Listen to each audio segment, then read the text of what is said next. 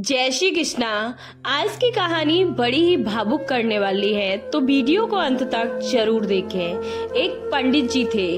वो रोज घर घर जाके भगवत गीता का पाठ किया करते थे। एक दिन उन्हें एक चोर ने पकड़ लिया और कहा, तेरे पास जो कुछ भी है मुझे दे दो।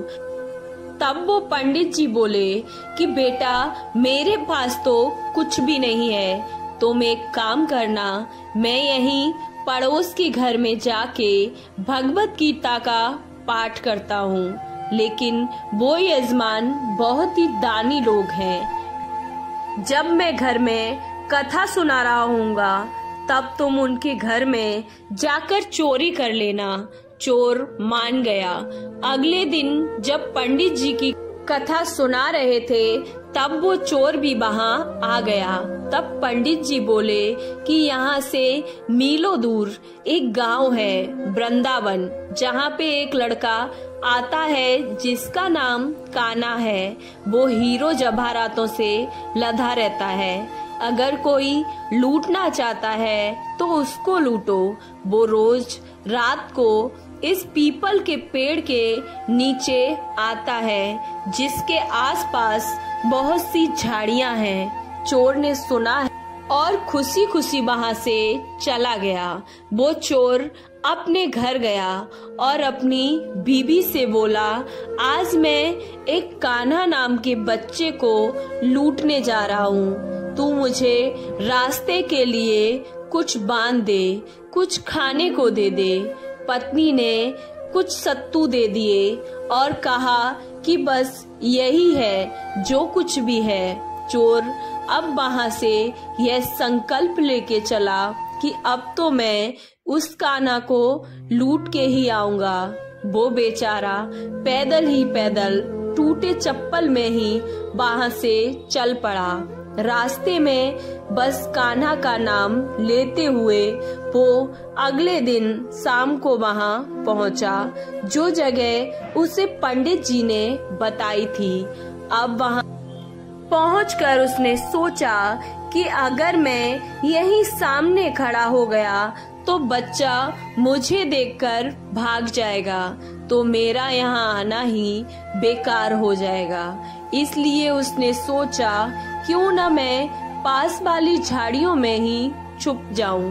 वो जैसे ही झाड़ियों में घुसा, झाड़ियों के कांटे उसे चुभने लगे। उस समय उसके मुंह से एक ही आवाज आई, कान्हा कान्हा। उसका शरीर लहूलुहान हो गया, पर मुंह से सिर्फ यही निकला कि कान्हा आ जाओ, कान्हा आ जाओ कान्हा।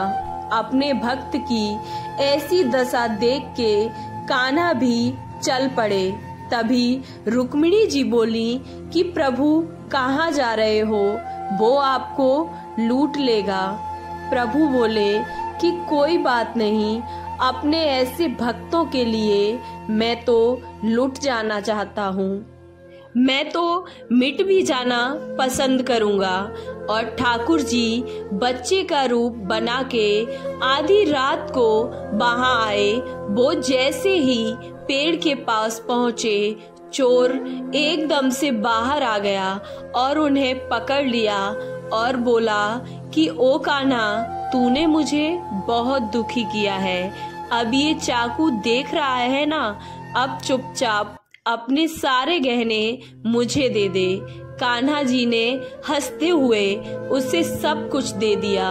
वो चोर हंसी खुशी अगले दिन अपने गांव वापस पहुंचा और सबसे पहले उसी जगह गया जहां पर वो पंडित जी का कथा चल रही थी।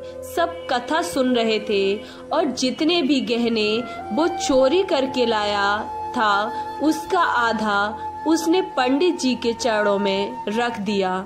जब पंडित जी ने पूछा कि यह क्या है, तब उसने कहा, आपने ही मुझे उस कान्हा का पता दिया था और अब मैं उसको लूट के आया हूँ और ये रहा आपका हिस्सा। पंडित ने सुना और उसे यकीन ही नहीं हुआ। वो बोला कि मैं इतने सालों से यह पंडिताई कर रहा हूँ, वो मुझे आज तक नहीं मिला, तो तुझ जैसे पापी को कान्हा कहाँ से मिल सकता है।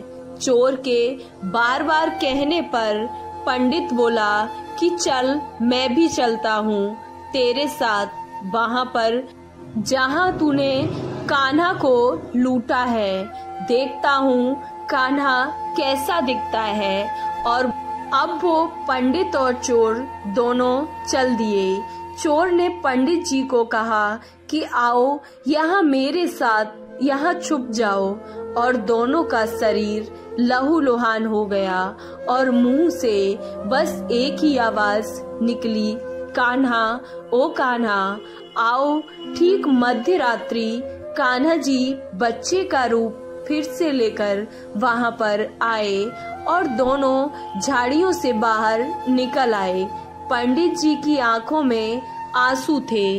वो फूट फूट कर रोने लग गए और जाके चोर के चरणों में गिर गए और बोले कि हम जिसे आज तक देखने के लिए तरसते रहे, जो आज तक लोगों को लूटता आया है, तुमने तो उसे भी लूट लिया। तुम धन्य हो। आज तुम्हारी वजह से मुझे मेरे कान्हा के दर्शन हुए हैं। तुम धन्य हो। ऐसा है हमारे कान्हा का प्यार, जो उसे सच्चे दिल से पुकारते हैं तो वे भागे भागे अपने भक्तों के पास बस चले आते हैं। आपको ये कहानी कैसी लगी? अच्छी लगी तो वीडियो को लाइक, चैनल को सब्सक्राइब करना ना भूलें और कमेंट बॉक्स में जय श्री कृष्णा अवश्य लिखें। जय श्री कृष्णा। राधे राधे।